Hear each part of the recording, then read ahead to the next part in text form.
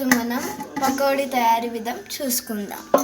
బియ్యం పిండి, శనగపిండి వేసుకొని కారం, ఉప్పు వేసుకొని బాగా మిక్స్ చేసుకోవాలి.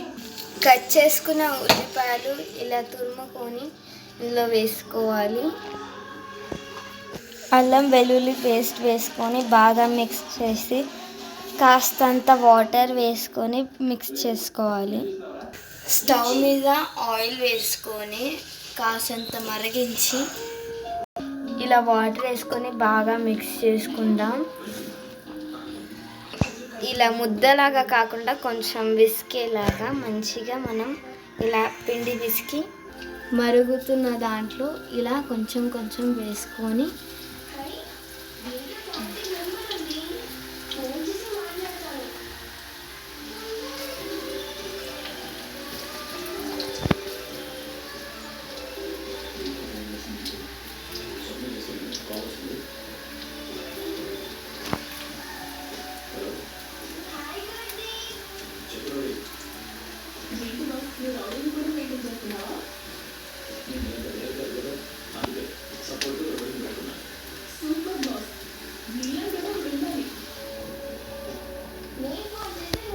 ఇలా మంచిగా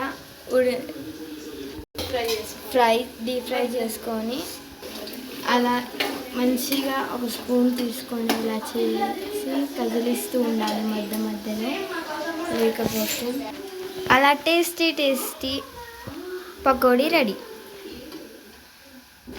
please share, subscribe and comment చేయడం మాత్రం మర్చిపోవద్దు. బాయ్.